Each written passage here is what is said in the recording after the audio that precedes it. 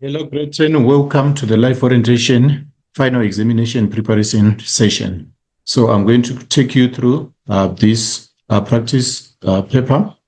So the first thing which you need to bear in mind is that it will be marked out of 100 marks. Then the duration is 2 hours. So that is the first thing. Then in terms of the instructions, section A will always remain compulsory. The same applies to section B. Then in section C, you are required to answer any 2 questions. So 2 questions constitute 40 marks. So when you get to section C, you are reminded to answer in full sentences. So you are not required to write one-word answers, but you must answer in full sentences. Then, in addition to that, you are reminded to number the answers accordingly to the same order which you find in the question paper. Then in question 1.1, various options are provided as possible answers to the following questions.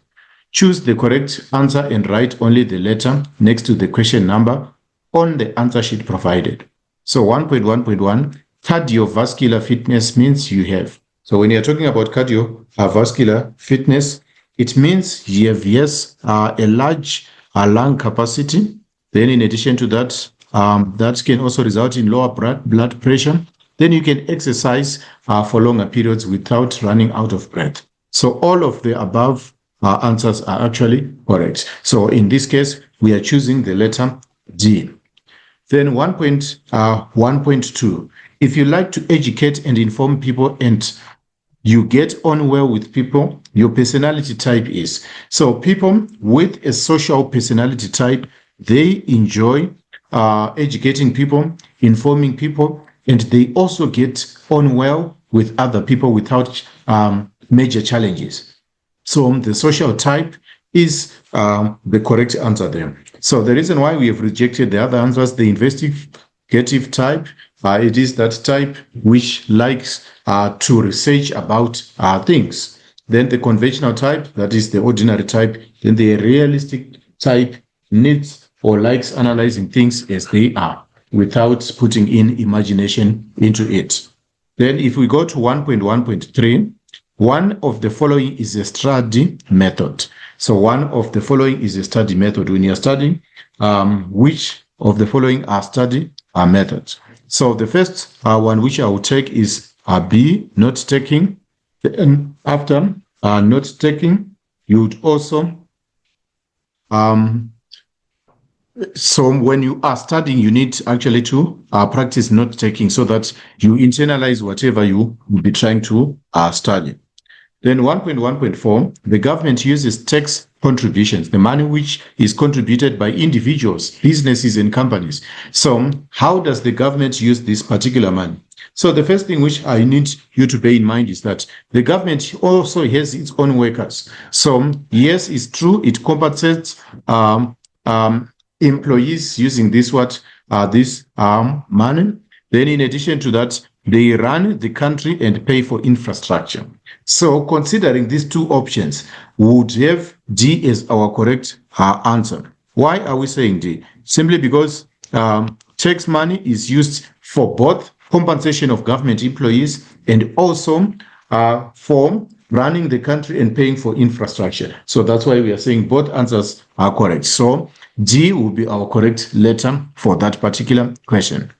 Moving on to 1.1.5, it is important to obtain a National Senior Certificate, NCS, which is also known as a matric certificate, because it gives you the opportunity to. So in other words, this question is asking about the advantages of getting a matric certificate. So a matric certificate, it actually develops, through further studies and to find employment. You can actually use it to do further studies. You can do further studies with a TVET college. You can also do further studies with a university. So it allows you to conduct further studies or to pursue further studies. At the same time, it can also open your gate to employment. So that is the importance of a matric certificate. Now moving on to 1.2, match the descriptions in column B with the items in column A. write only the correct letter next to each number, e.g. 1.2.6J. So the first thing which we are going to look at, we are going to look at the term occupation. So the term occupation can be closely linked to the letter C. Occupation, it refers to the work you do. It usually requires special education, training, or skills. So the letter C, that will be your occupation. It is the work you do. It requires special education, training, and skills. Then moving on to interests. Interests are closely aligned to the letter F. When you are talking about interests, we are talking about something that attracts your attention and makes you want to learn more about. Something that attracts your attention and you would want to learn more about. So F will be the correct letter for this particular question. So that is interest for you there.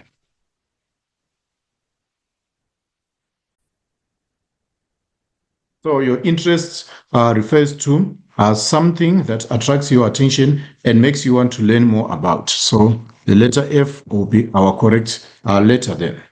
Then moving on to the next one, 1.2.3, life domains. So life domains, basically these are the three main areas in life.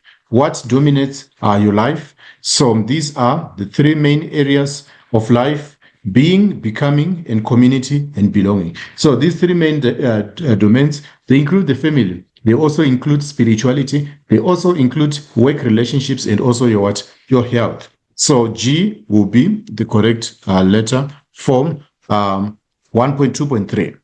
1.2.4, competencies. When you're speaking about competencies, we are talking about the abilities and the skills to do something well.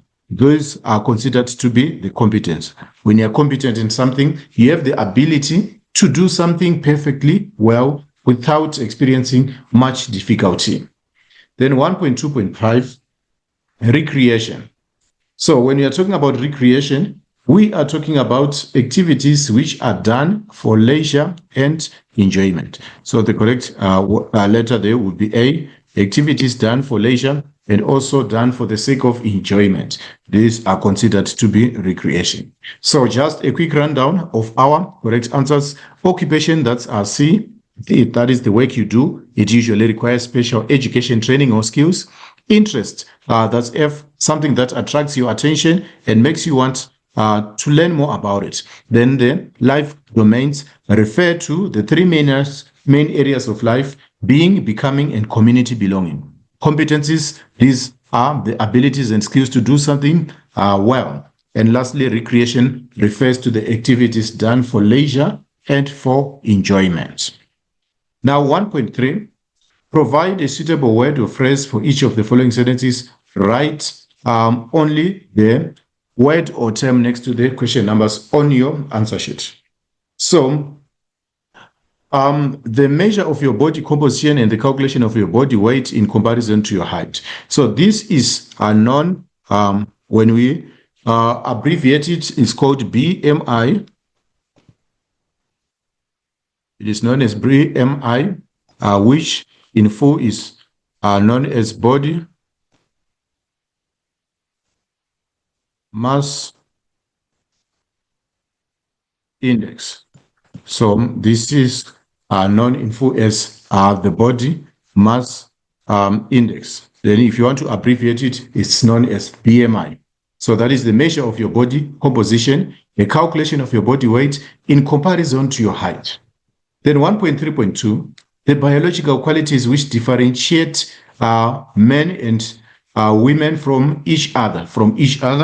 So the biological qualities which differentiate men and women from each other, they are referred to as the sex. That is referred to as sex. These are the biological qualities that differentiate men and women from each other. That is known as sex. Now 1.3.3, a condition caused by the loss of too much fluid in the body. So when your body loses too much fluid, perhaps due to diarrhea or due to exercises, that is known as dehydration. That is referred to as dehydration.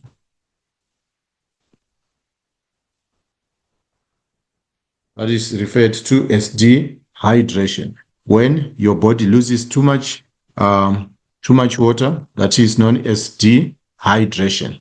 Dehydration. Let me write the proper spelling just right below there. It is known as dehydration.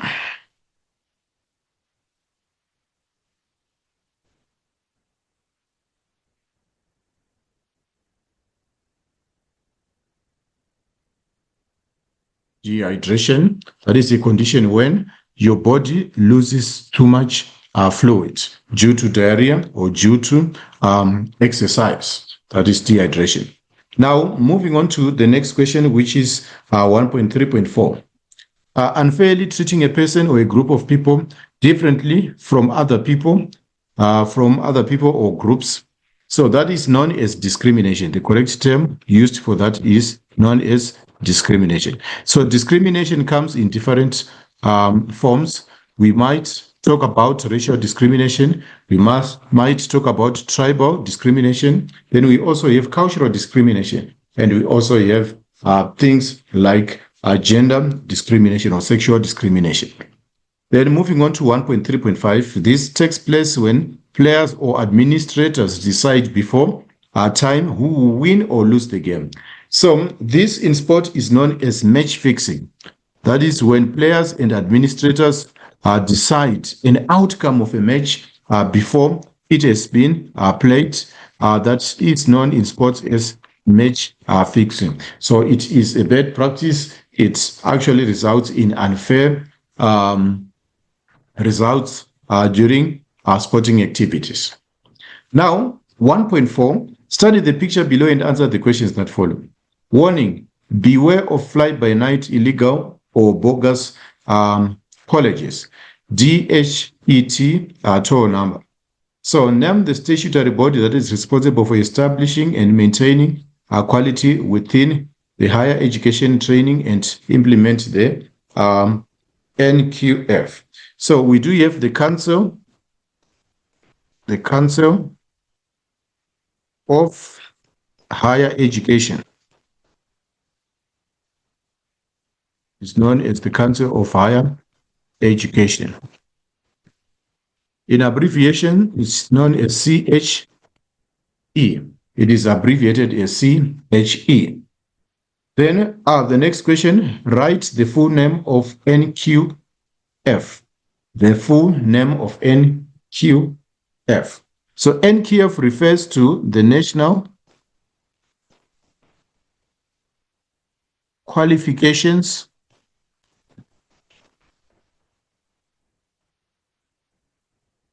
Framework.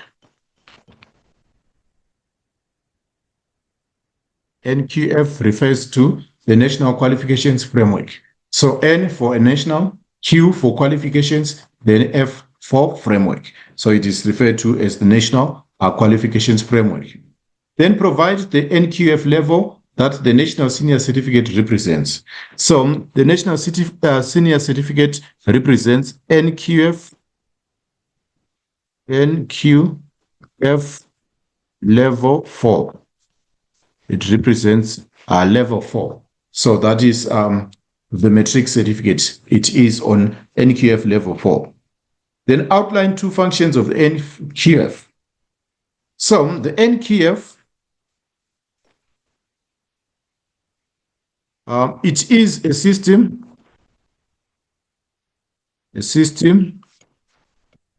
NQF, it is a system that records the credits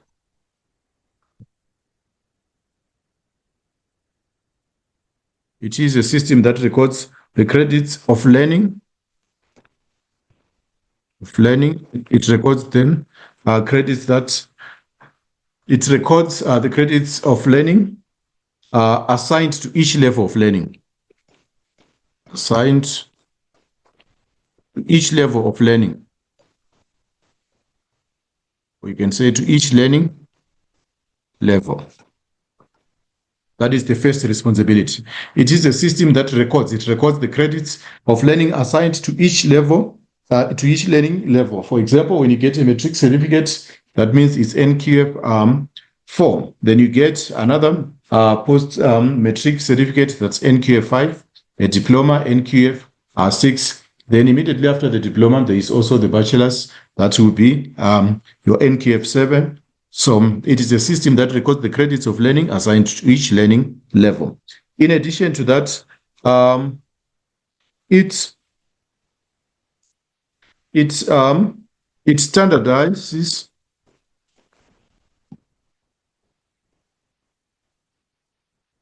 skills and knowledge.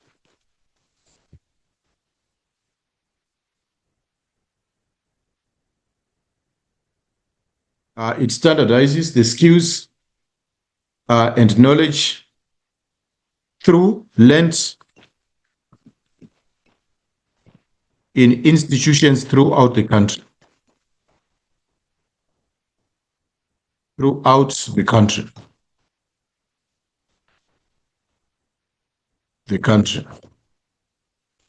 So it standardizes the skills and knowledge which are learned throughout the country.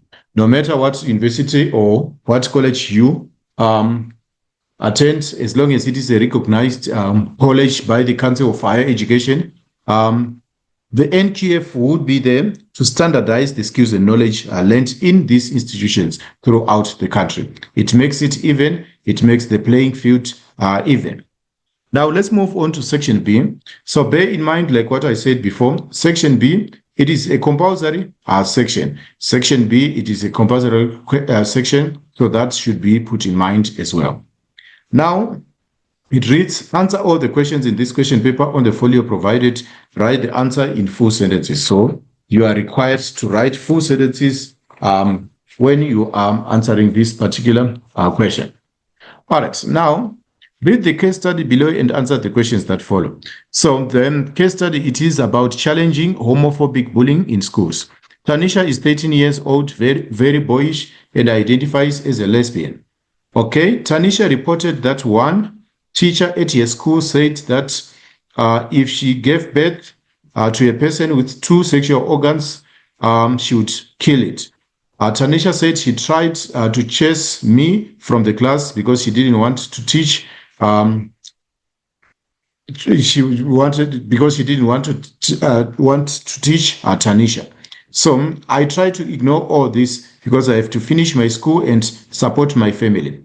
There is no one at school I can talk to. So Tanisha's mom came to school to complain, but I was careful not to mention Tanisha's sexual orientation for fear that things will get worse for her child. So the first question now, it requires the definition of gender. So the definition of gender should not be confused with sex. There's a difference between gender and sex. When you talk about sex, we are talking about the biological differences which exist between men and women. But gender represents something which is completely different. So gender refers to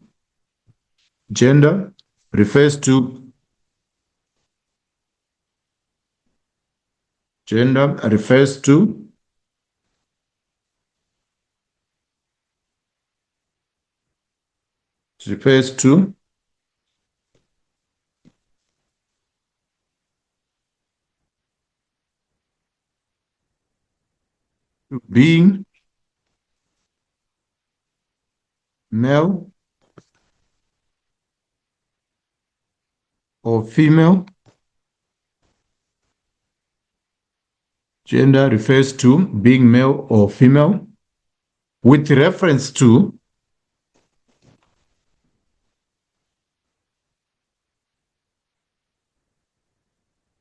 cultural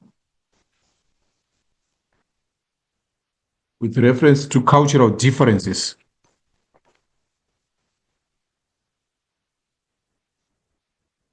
As opposed to biological differences. So there's a difference between gender and sex. So gender refers to being male or female with reference to cultural differences as opposed to biological differences. So, in addition to that, it also refers to the roles which assigned different people in society. The male roles and the female roles, which are assigned to different members of the population group. Then 2.2 provides three biological differences between male and female. So the first difference is that men have testicles, whilst women do not have. Secondly, women menstruate, whilst men do not.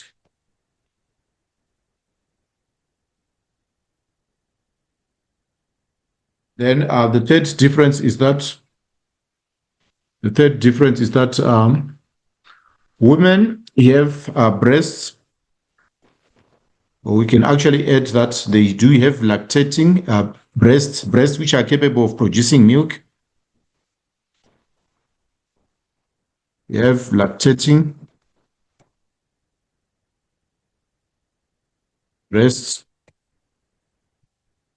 whilst men do not have.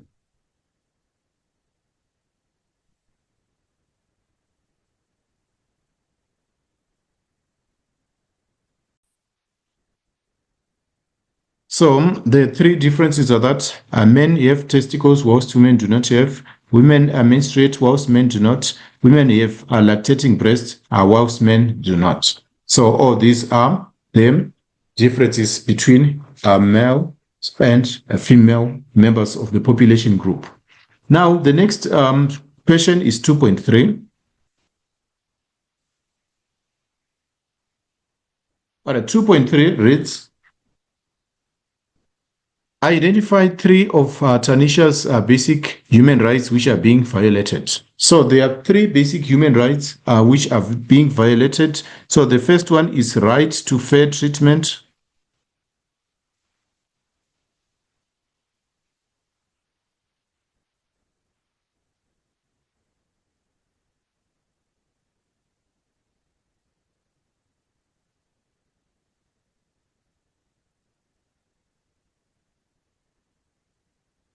All right, so the first one is right to fair treatment. That is the first one. Then the right to freedom of association.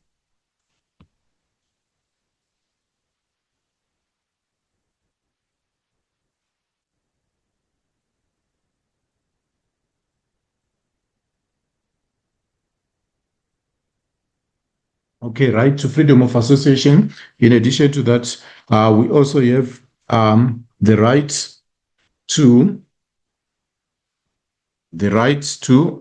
freedom of expression.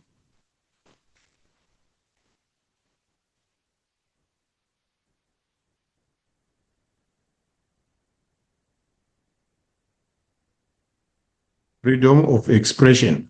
So we do have right to fair treatment, freedom of association, freedom of expression. Then now we move on to outline the four negative effects of homophobic bullying. So for this one, it's a much more detailed answer. So I'll take it to the white board. So we are looking at the effects of homophobic bullying, the negative effects.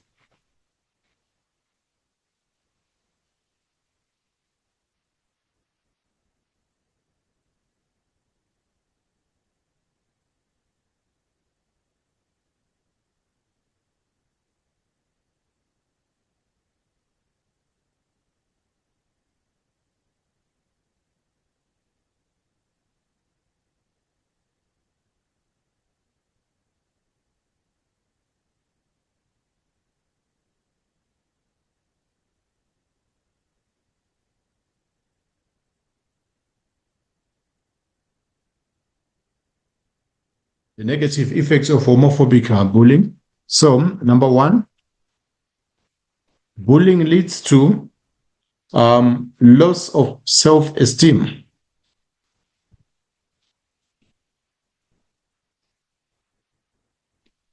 Leads to loss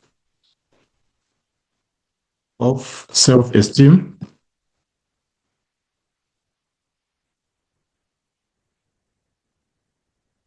It can result in loss of self-esteem. Then, in addition to that, bullying can also result in poor attendance.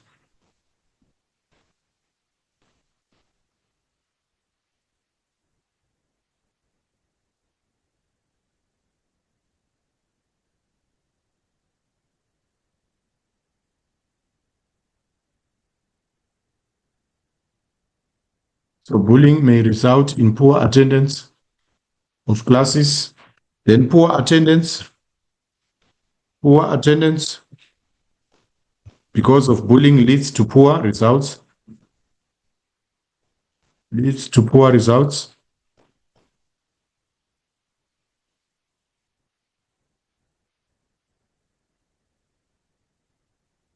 Then in addition to that, bullying can lead to self-harm.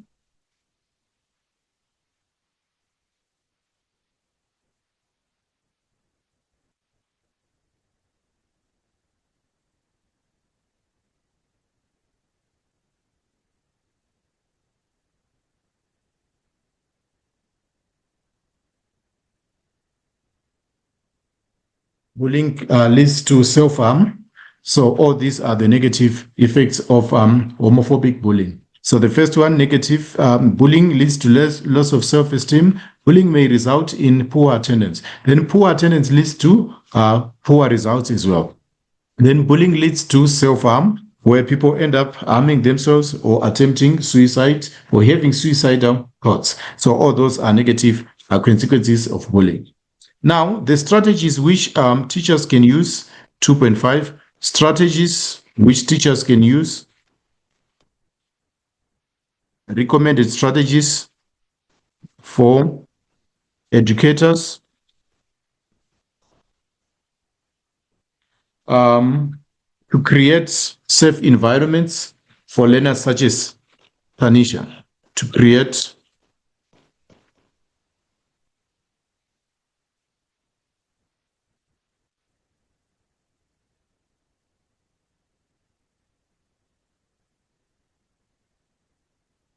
for learners.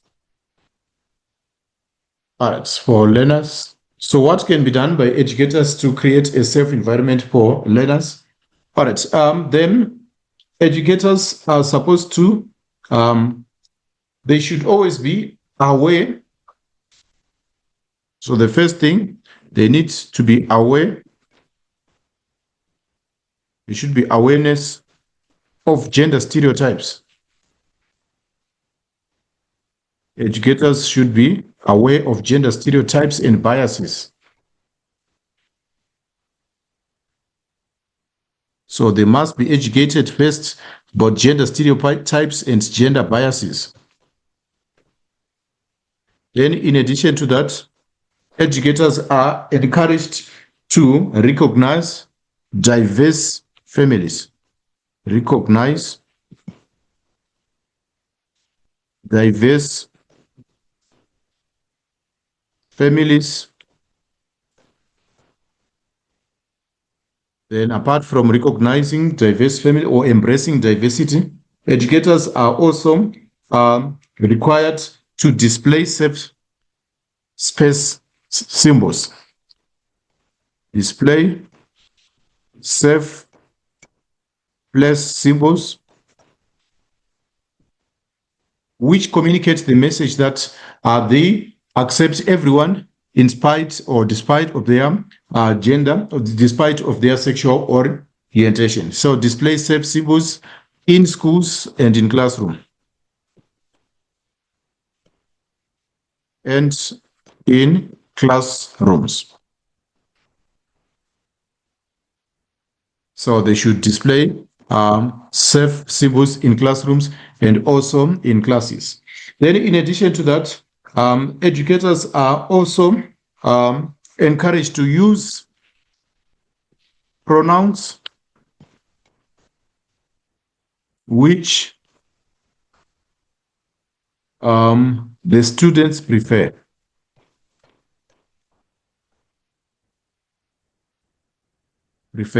So as educators, we are discouraged from imposing pronouns when we are addressing learners. We should use pronouns which the students prefer instead of imposing our own pronouns. All right. So use the pronouns which the students prefers, not just imposing any pronoun there. So this brings us to the end of question 2. Now moving on to the next question, which is question 3. Question 3. So right here we have answered the 4 negative effects of homophobic bullying, then 3 ways in which the educator and the school as a whole can create a safe environment for learners, such as Tanisha. All right, now moving on to question 3. Study the cartoon below and answer the questions that follow. Preparing for the exam. I've made a list of everything I need to do. It feels so good to cross off each item. You haven't done any of this. I know it's perfect. So this cartoon, there's a little bit of humor there. Differentiate between study skills and study methods. So for this one, I'll write it right on the top. So study skills.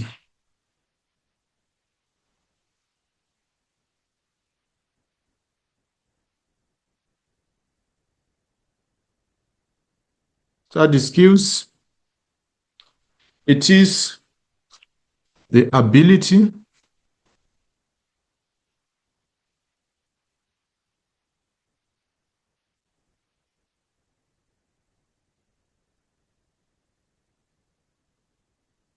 study skills, it means the ability to concentrate,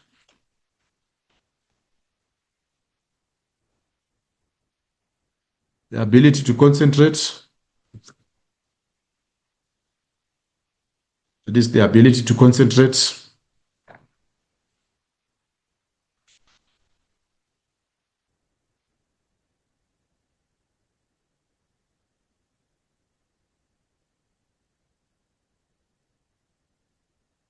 The ability to concentrate and to perceive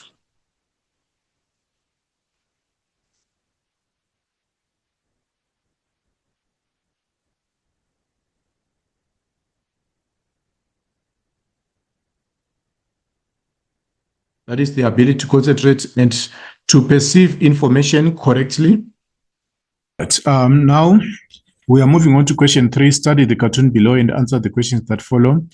So the first on the cartoon, we have the words, I have made a list of everything I need to do. It feels so good to cross off each item. You haven't done any of those. I know it's perfect. So the first question says differentiate between study skills and study methods. So when you're talking about study skills, when basically we are talking about study skills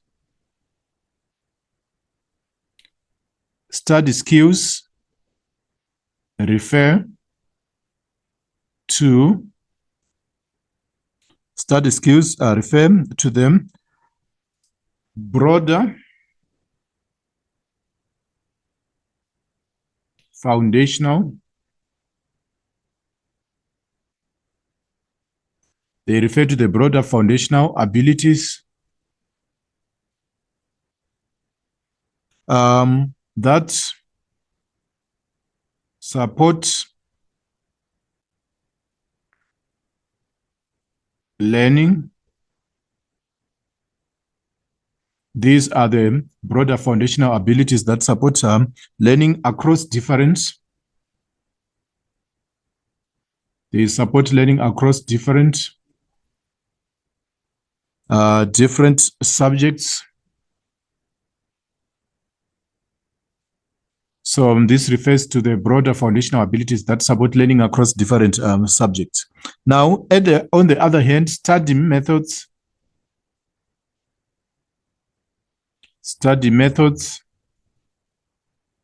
are specific techniques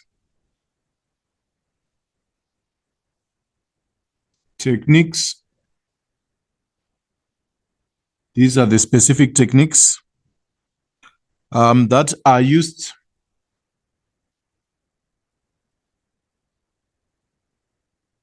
These are specific techniques that are used to master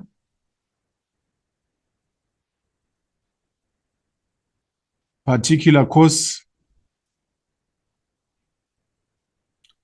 or content. So that is the difference between the two. So study skills, these are the broader foundational abilities that support learning. These are the skills which you need to support what are learning.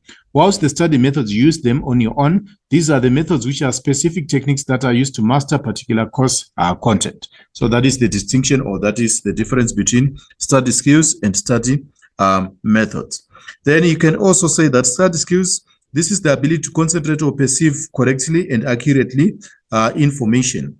Then the study methods are the strategies that a learner uses whilst studying. So each learner has different study skills and also study methods.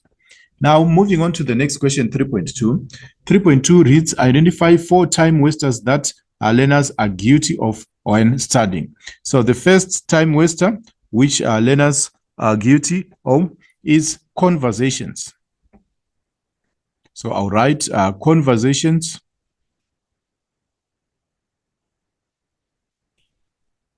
Or you can call it chatter. When people are talking whilst the teacher is teaching, conversations during classes, or unnecessary chatter during classes, impairs, affects learning abilities. Abilities, for example, when you are continuously talking whilst the teacher is also talking, it affects your learning abilities. Then in addition to that, we can also say that procrastination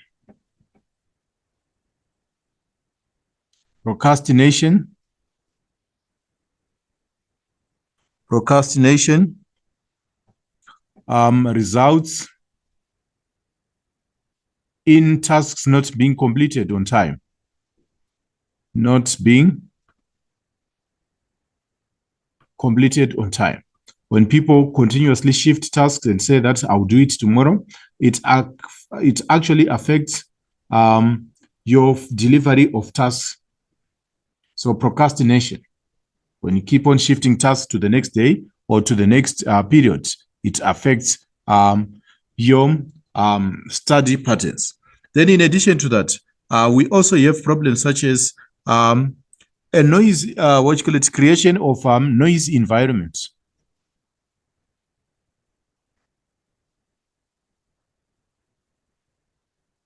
May affect concentration, focus, and concentration.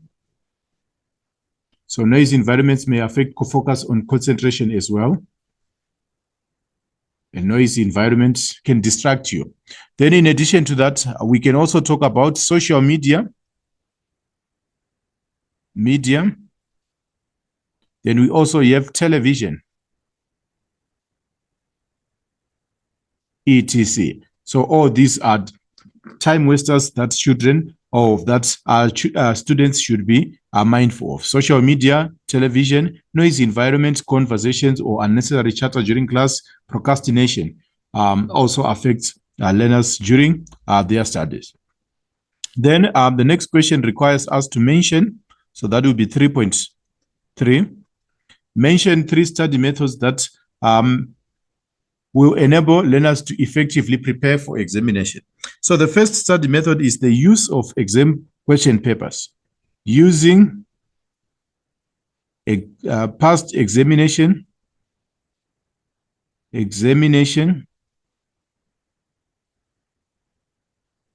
papers to practice for the actual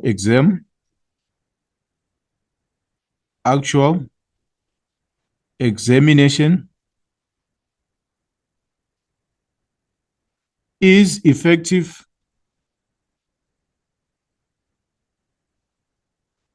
because learners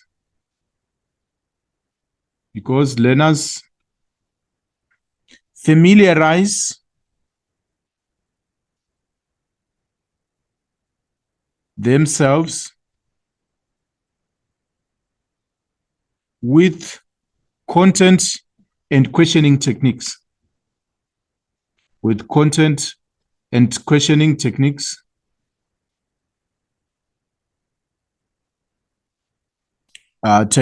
So the first is the use of past examination papers. So when you use past examination papers, you are familiarizing yourself with the content. What does the examination actually assess? And you also familiarize yourself with with the questioning techniques. How do they ask about particular concepts? So you are encouraged to use past examination papers. So that is the first study method. In addition to that, simply because they need 3, you can also say that learners can also make use of, I'll write this in a different column. Learners can also make use of strategies such as taking notes, not taking whilst while studying, enables active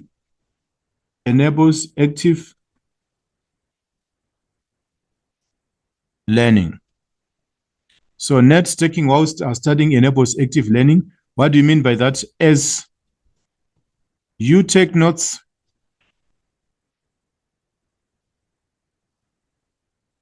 while studying,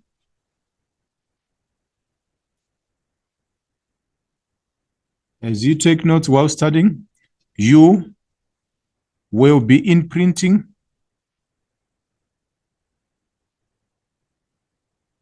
the information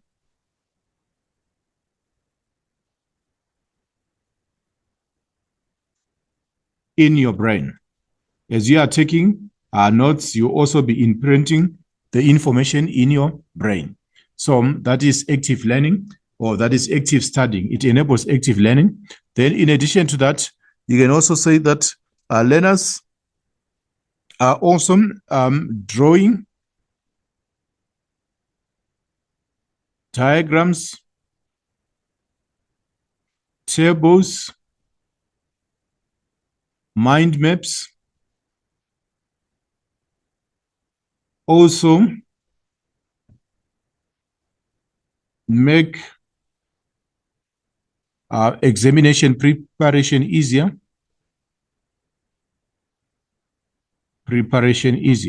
When learners use tables, diagrams, and mind maps, they also make examination preparation easier,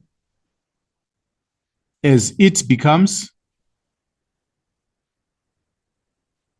easier to memorize concepts, to memorize content. It becomes easier for them to memorize the content. Then in addition to that, also learners are also encouraged to make use of taking breaks. They are encouraged to take breaks when studying, and also ensure that all the resources are easily accessible.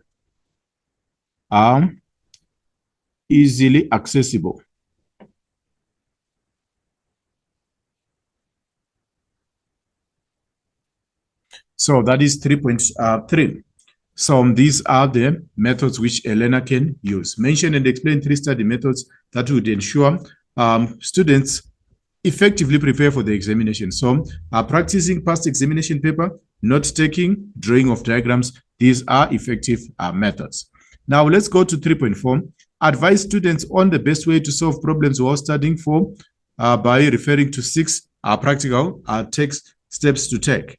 So advise students on the best way to solve problems. So when you're solving problems, you are advised to take a note of the following practical steps. So that is 3.4.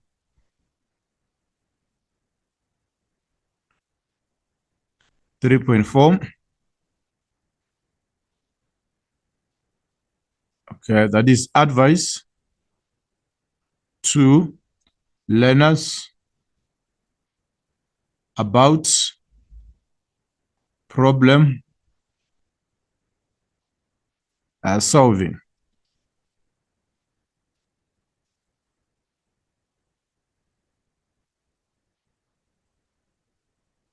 All right, so the first step or step one.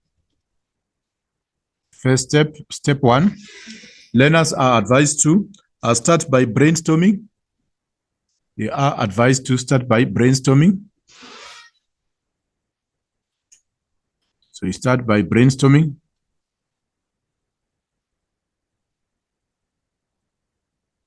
So brainstorming allows you to generate ideas. It allows you to generate various ideas. Then after brainstorming, we move on to step number 2. Step number 2, understand the problem. Understand the problem at hand. Must understand the problem which is at hand. Then step number 4, or step number 3 rather, you must apply critical thinking.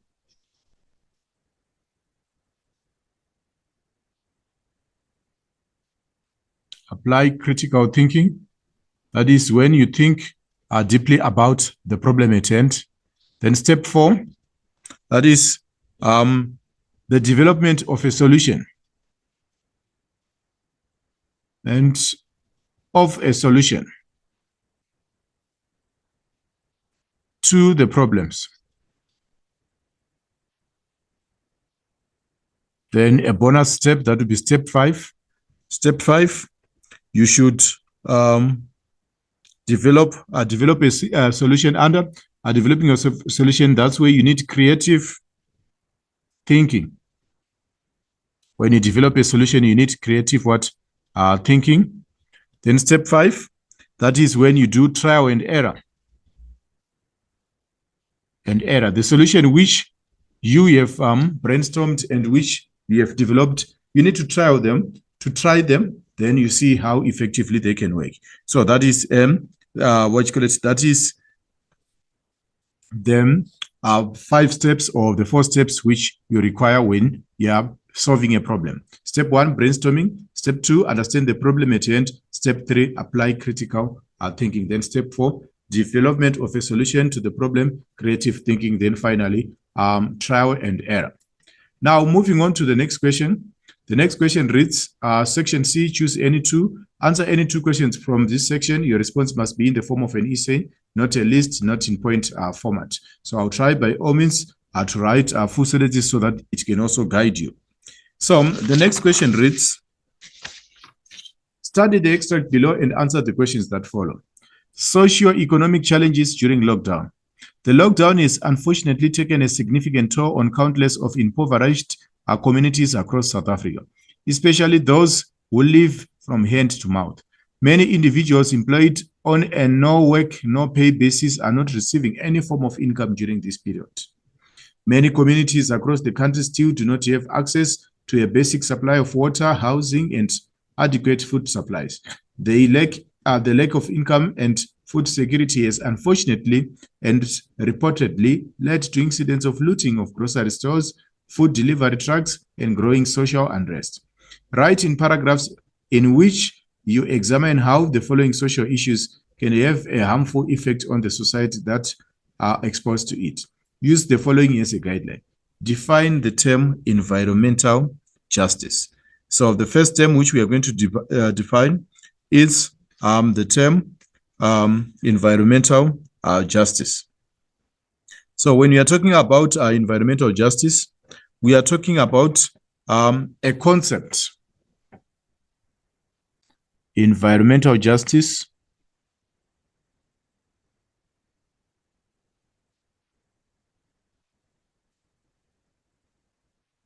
is a concept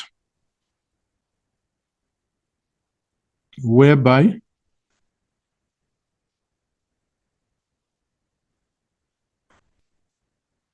there is fair distribution. Environmental justice is a concept whereby there is fair distribution of the benefits from the environment. There is a fair distribution of the benefits from the environment. So what do we mean by this? The environment is capable of producing so many resources which we can use, minerals, water, and many other resources which we can use. So when there is environmental justice, there is fair distribution of the benefits of the environment. Then in addition to the benefits, also the burden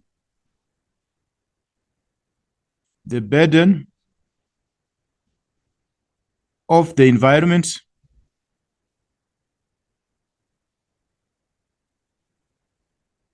is equally shared. So it also involves the sharing of the benefits, both the benefits and the burdens, of the environment.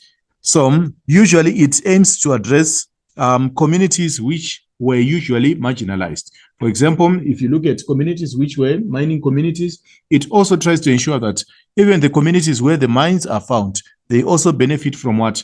From the monetary proceeds which come from the mines. So that is environmental justice, a concept whereby there is a fair distribution of the benefits and the burden of the environment. This is shared equally amongst community members. Then the next question reads, discuss the harmful effects of the following social issues. The harmful effects of crime. All right, so the first thing which we want to talk about is crime. So the harmful effects of crime. Crime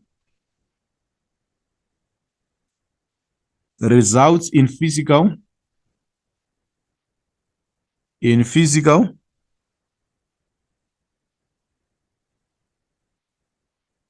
and emotional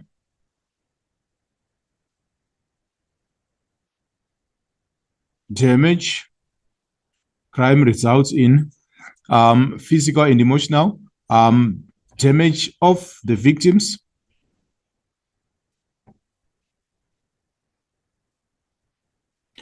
Okay, people can sustain injuries.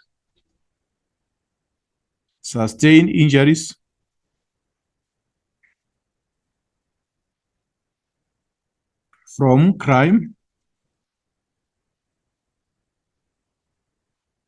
People can sustain injuries from crime and can also lose property through crime. They can also lose property through crime, which affects their sense of security.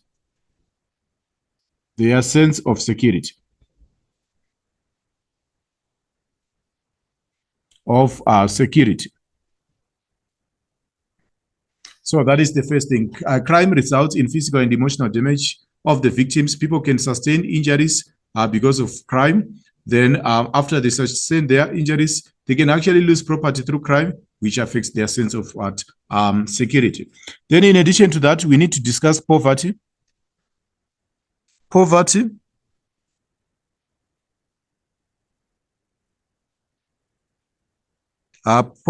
harms people. Poverty harms people's social and mental well-being. All right, people living in poverty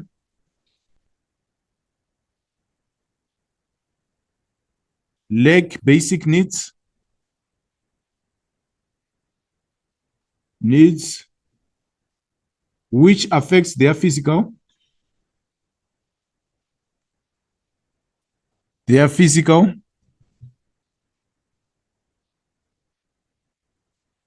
and mental health.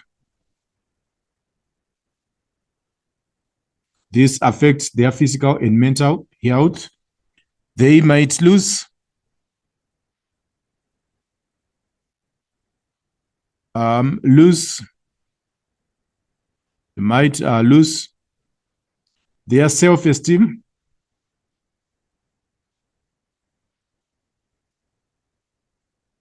and suffer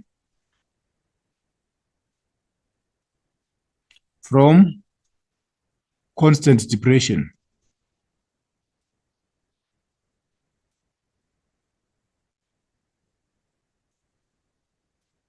So they might lose their self-esteem and end up also suffering from constant depression.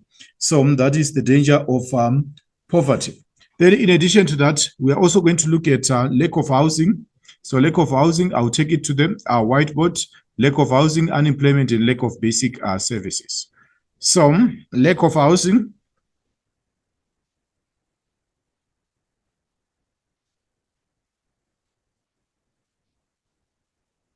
affects people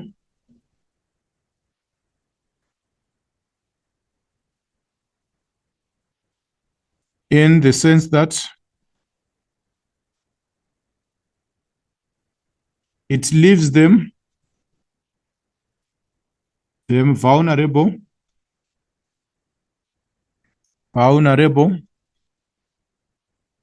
to the elements of weather. So when it's hot, they are exposed to the harsh elements of the weather. When it is raining, they are exposed to the harsh elements of the weather. When it's cold, they are also exposed to the harsh coldness. So lack of housing affects people in the sense that it leaves them vulnerable to the elements of weather. In addition to that, it deprives people, lack of housing deprives people of their sense of dignity. When someone is homeless, the respect is lost. That respect which you give to a human being is actually somehow lost. So it deprives people of their sense of dignity. And it leaves a lot of emotional scars. That is a lack of housing. It leaves a lot of emotional scars. Then in addition to that, we also need to look at the next bullet. All right, so the lack of basic unemployment. All right, unemployment is also going to be discussed there. All right, unemployment also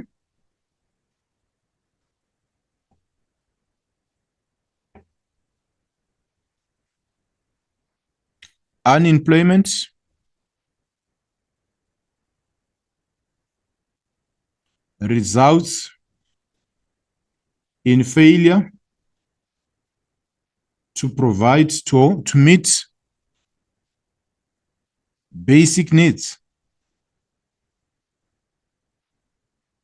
Unemployment results in lack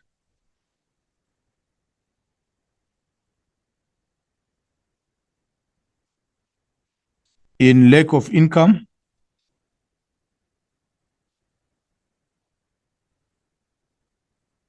which affects the ability to provide for yourself and your family.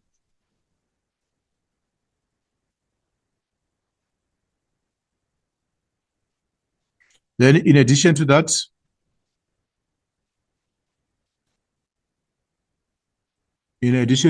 we also need to talk about housing, lack of not lack of housing, but instead the lack of basic services, water and health.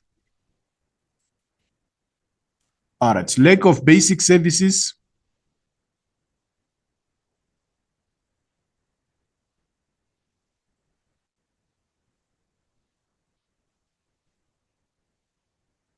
services and health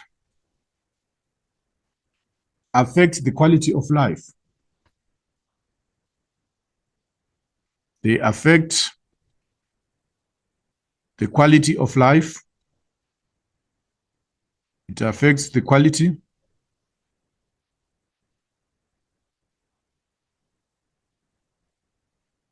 It affects the quality of life.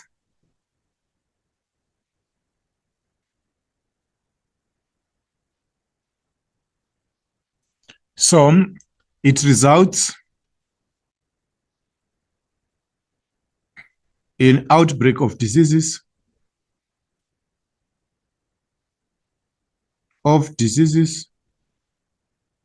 It results in outbreaks of diseases and shortened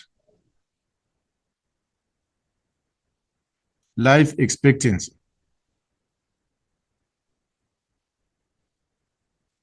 So it results in outbreaks of diseases and it also shortens the life expectancy.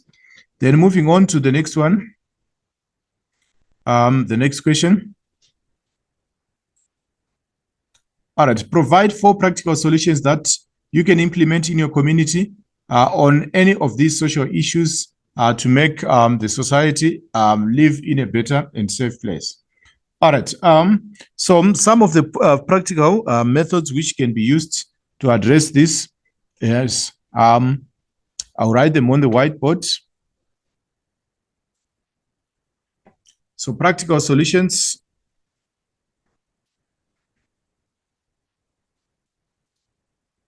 Practical solutions. So to address the issue of crime, we might start community policing forums. Forums can be established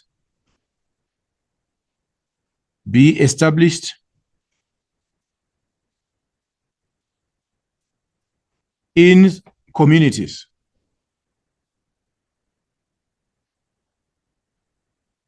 To stop crime. So communities will come together, then they decide to come to form the neighborhood watch and also the community policing forums, whereby they patrol areas and try to reduce crime. Then in addition to that, whistleblowing. Informing the police of illegal whistleblowing on illegal activities can also result in the end of crime on illegal activities. Report on illegal activities. Then in terms of poverty and unemployment,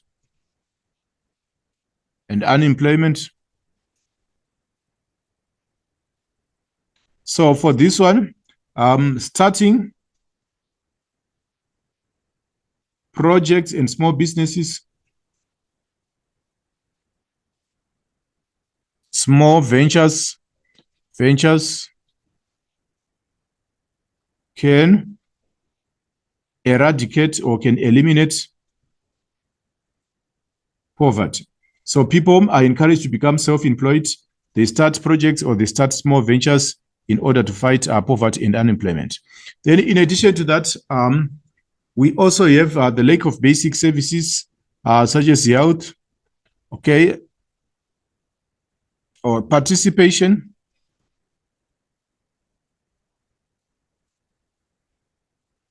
in community cleanup programs which are voluntary to create safe and healthy environments.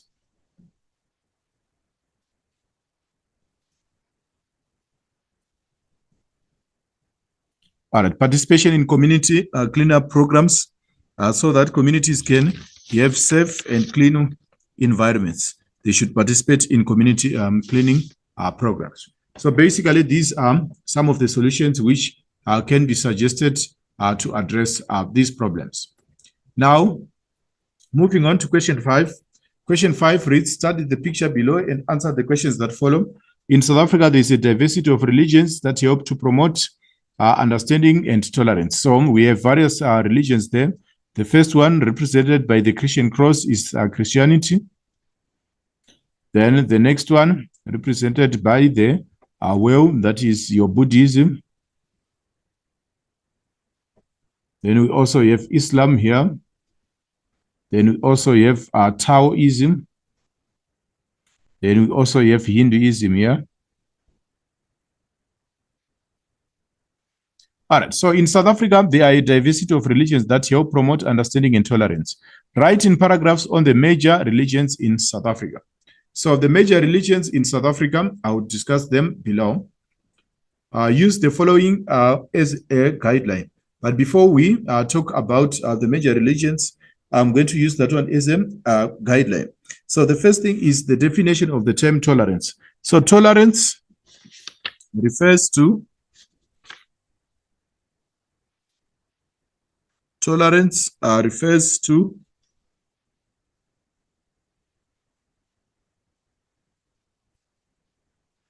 right, tolerance refers to the acceptance. Tolerance is the acceptance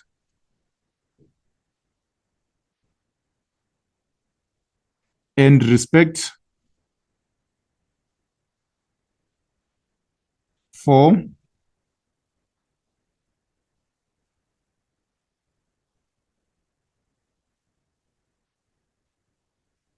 different religious beliefs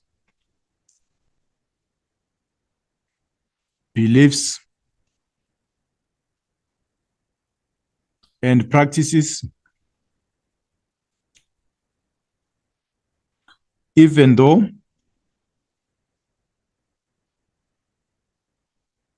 you do not agree with them.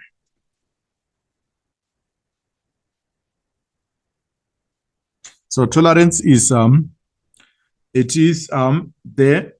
acceptance and the respect of different religious beliefs and practices, even though you do not agree with them. So it is actually a commitment. Tolerance, it is a commitment. Tolerance can also be called a commitment to peaceful coexistence. That is a situation whereby you accept other religions despite you not being part of that particular religion. So that is tolerance. You accept other people for whom they are, which does not necessarily mean that you agree with them, but you are trying to foster or to cultivate what we call peaceful coexistence. That is existing peacefully with the person who is next to you. So now the next question says, discuss the 5 largely practiced religions in South Africa. All right. So I'll start with Christianity.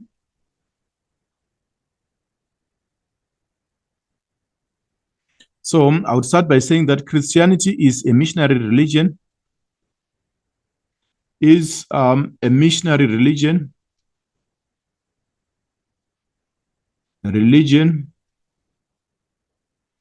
Introduced to South Africa by missionaries. Missionaries, we are talking about people who preach religious teachings from place to place. So it is a missionary religion introduced to South Africa by missionaries. During the time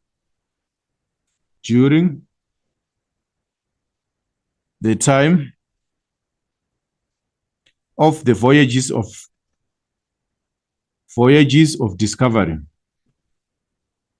So it was brought by those people who came from Europe. When they settled into South Africa, they established Christianity. So Christianity is centered on the Bible,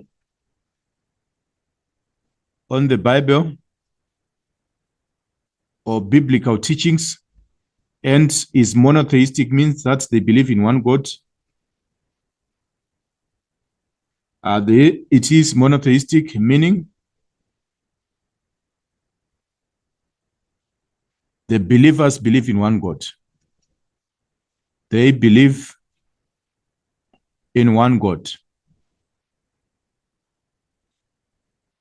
Then the next religion, so the Christian symbol is the cross, like the one which is indicated them. Then the next religion is Islam. All right. It is also a missionary religion. Religion brought to South Africa.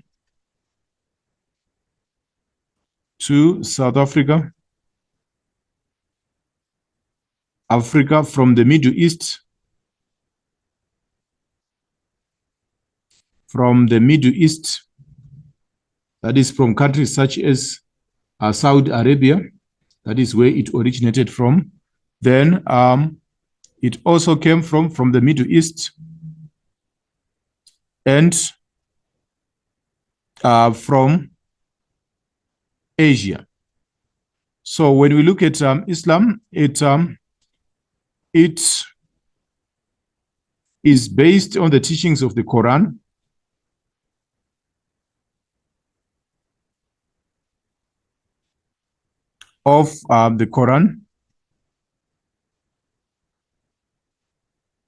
And the believers worship in a mosque. Worship in a mosque.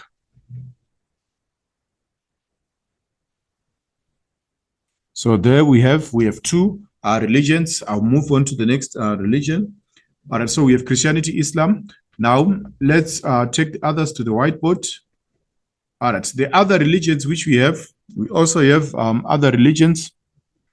We also have Judaism. It is also practiced by a fair amount of people.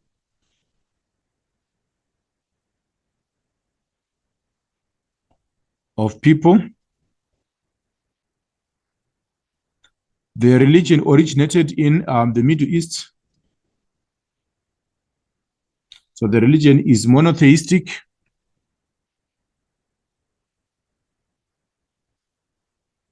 And originated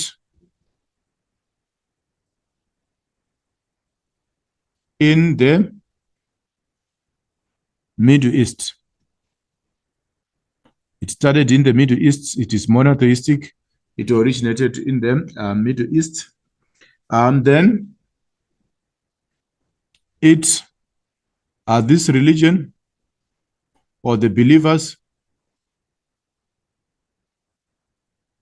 worship in a synagogue. So the believers, they worship in a synagogue. Then religion number 4. Religion number 4 is called by faith.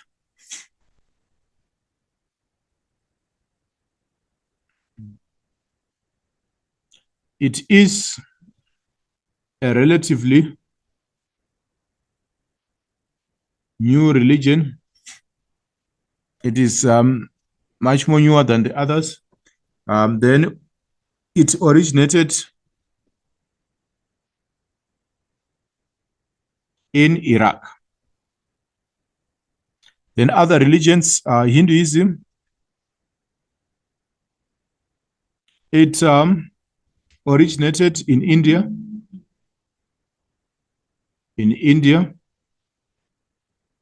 And it was brought by Indian settlers.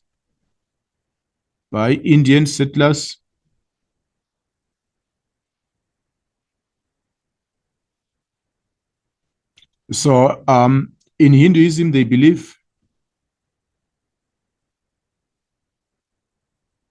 in several gods. They believe in several gods.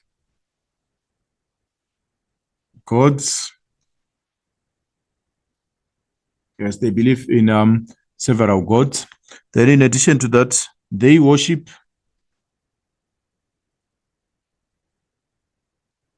in temples. Then in addition to that, we also have the next religion, which is the next religion would be ATR. ATR is known as African Traditional Religion. African Traditional Religion is diverse. It is different. There are so many branches of ATR. All right. It is diverse. ATR originated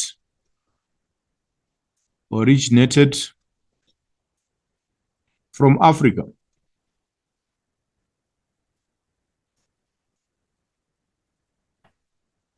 It originated from Africa, and it teaches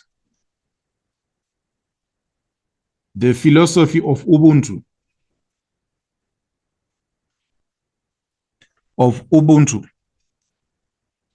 It teaches the philosophy of Ubuntu. What is the meaning of that? That people should come together and help one another. Then ATR,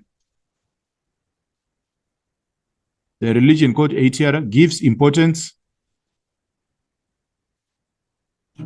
It gives importance to ancestors.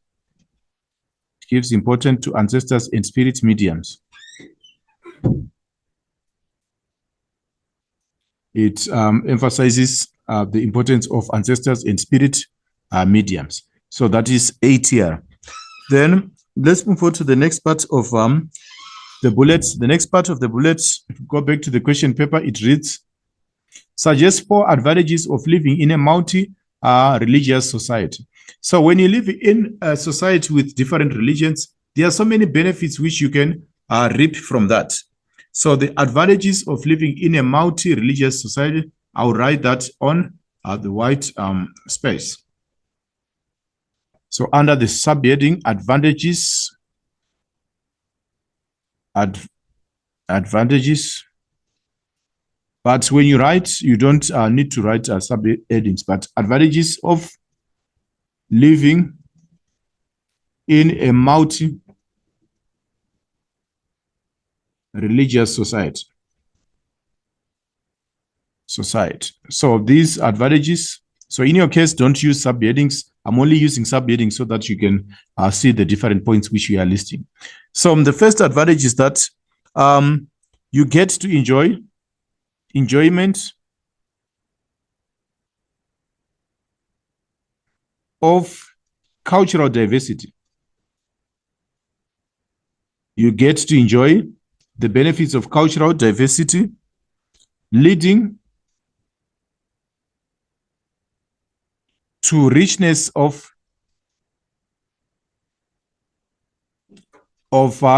diet, which is the food. It leads to the richness of the diet, of the art, and of the entertainment. You get to enjoy other, the diet eaten by people from other religions. You also get to enjoy the art from other religions. Then in addition to that, there is enhanced creativity. It enhances creativity and open-mindedness.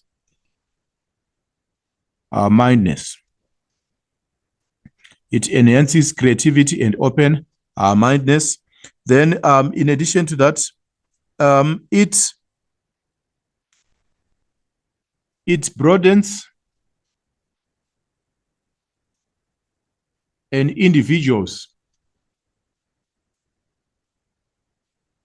worldview. It opens out your mind. It broadens an individual's worldview. Then finally, you can also say that it allows people, it fosters multi-religious societies,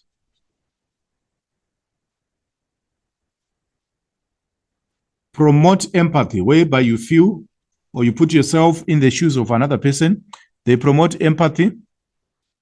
After promoting empathy, they also promote tolerance. They promote empathy and tolerance. So these are the advantages of living in a multi-religious societies. These are the benefits which you can get from living in such a society. Now, moving on to question 6. Question 6, it reads, study the extract below and answer the questions that follow. Overcoming gender bias through sport. The International Olympic Committee says sport enhances women's rights and girls' health, self-esteem, empowerment, and leadership opportunities as it addresses discrimination and facilitates social inclusion. The positive results of sport for promoting gender equality and women's empowerment are, however, hindered by the gender-based discrimination in all areas and at all levels of sport and physical activity. Despite South Africa's progressive constitutional stance on gender equality, the impact is yet to be fully manifested in this sporting arena. Sport, being historically a male-dominated sphere, has left female athletes to encounter various forms of discrimination, including inequality, sexual harassment, violence, and victimization. So define what is meant by bias in sport. So when you talk about bias in sport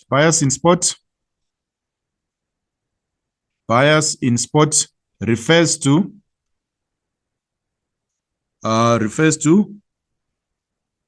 unfair treatment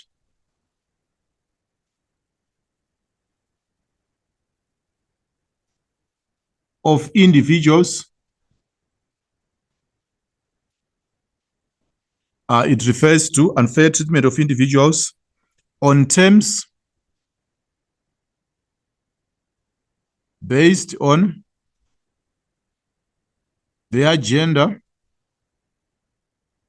This is based on their gender, or it can be based on their race or nationality. So it refers to unfair treatment of individuals on terms based on their gender, race, or inequality. All right. So that is the definition of bias. Now, discuss 5 ways in which women are treated unequal in the sporting field. So there are so many ways in which women are treated unfairly. Some women's sports receives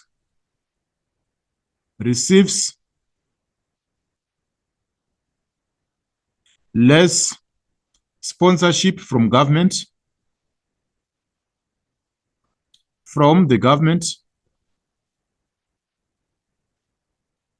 government and business community, the corporate world. So if you look at how women's leagues are sponsored, they receive less funding when it comes to sponsoring. You find that a men's league can be sponsored to the tune of 10 million rands. But when it comes to women's leagues, they can be sponsored even less than 1 million rands. So that is an example of unequal treatment of men and women in the sporting field. So women's sports receives less sponsorship from government and business community. Then also in terms of media coverage, there is when there is less media coverage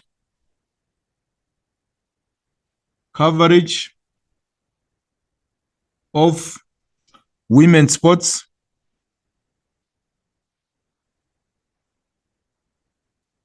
e.g., women's soccer, netball, etc., receive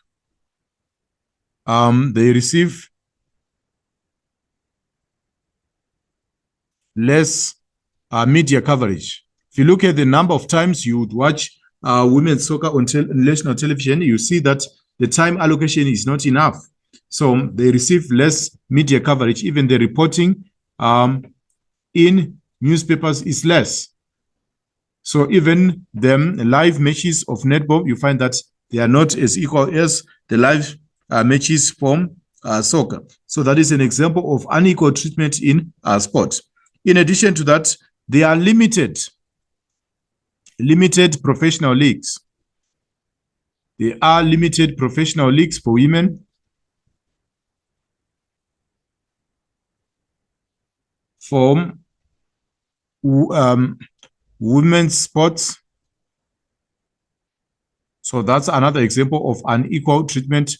Limited professional leagues for women's sports. If you look at soccer leagues for women, they are very, very limited. In addition to that, unequal payment or unequal rewarding. Unequal rewards or payment of women in sport. Find that the prize money is not the same. The males are given much more prize money as compared to the female. So that is another way in which women are treated unequally. So those are the 4 ways. Actually, the question requires 5. So I'm going to add another one. So there's also lack of support and recognition by fans. It's also an example of unfair. Lack of support and recognition by supporters or fans. That's also an example of unequal treatment in sport. So those are the 5 ways. Lack of support and recognition, unequal rewards or payment in women's sport. Women's sports receive less sponsorship from the government and the business community. Then there is also less media coverage of women's sports, e.g. women's soccer or netball receives less media coverage. Then finally, limited professional leagues. There are limited professional leagues for women's sports. Now, we are moving on to the third bullet. Suggest 4 ways on how society and the media can take up their responsibilities and make positive changes to gender bias in sport. So I'm going to suggest quite a number of solutions. So they would need a blank page. Let me take you straight to the whiteboard. All right. Solutions. These are the solutions. All right. Solutions to address gender bias in sports.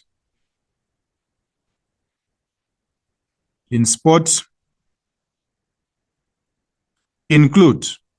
So I'm going to discuss the 5 solutions to addressing gender bias in sport. So there must be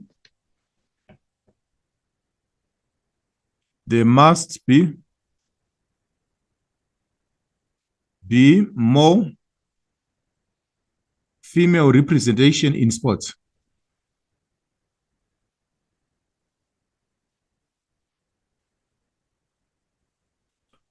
In sports, there must be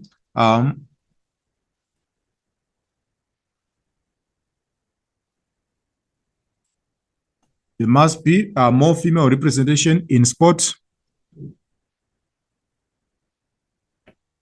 More female teams, female athletes should be recruited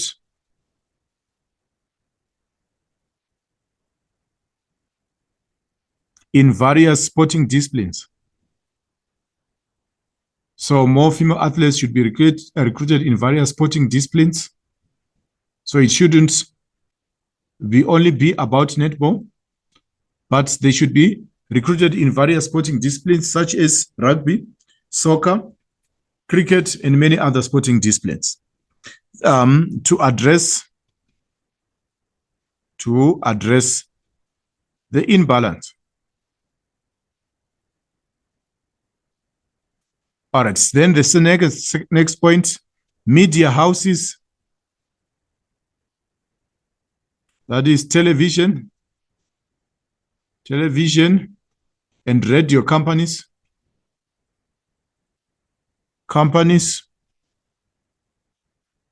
should cover should provide coverage. They should provide coverage of female sports. So sports where females or female sports person participate should receive much more coverage so that they can be more awareness and recognition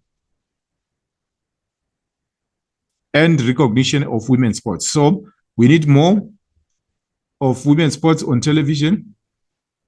We need more of women's sports on radio. And the third point is that there must be implementation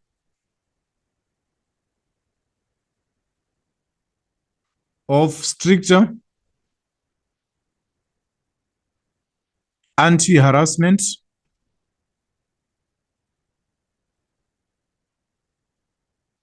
policies in order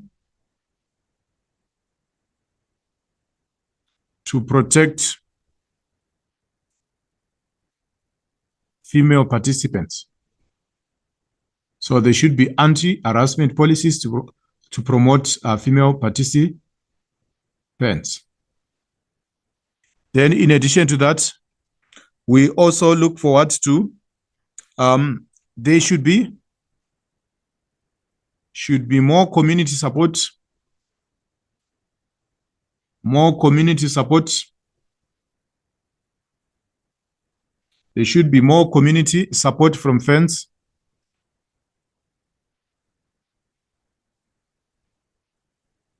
From fans by attending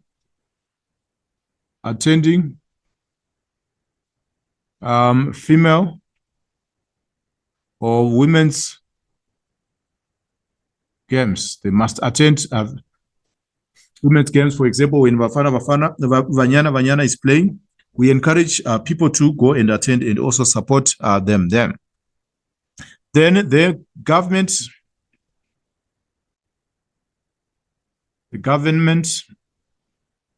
and business community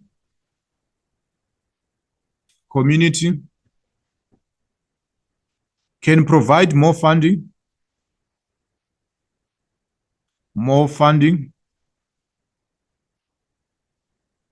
for the development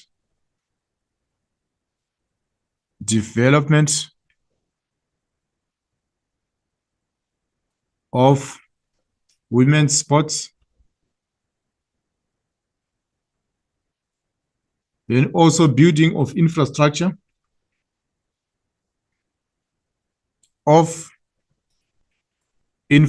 can help,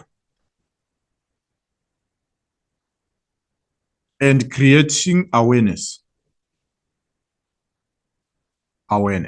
So all these solutions can result in the removal or in positive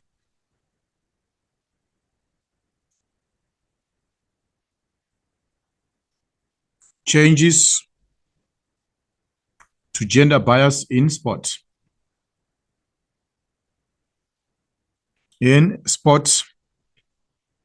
So it can result in positive changes to gender bias in sport.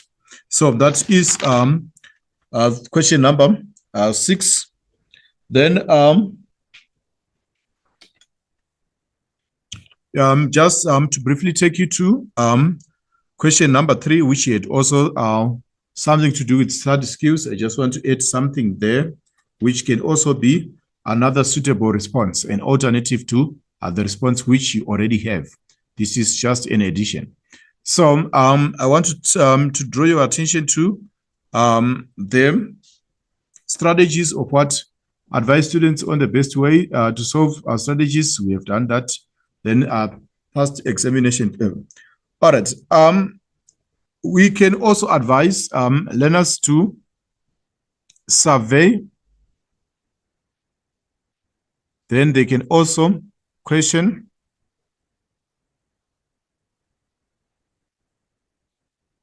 Then read, recite,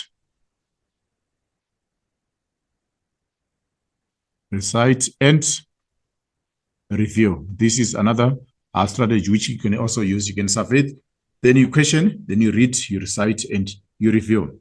So this brings us to the end of this discussion for this particular paper. Thank you for being our audience. Hope to see you in the next session and wish you the best of luck in your examinations.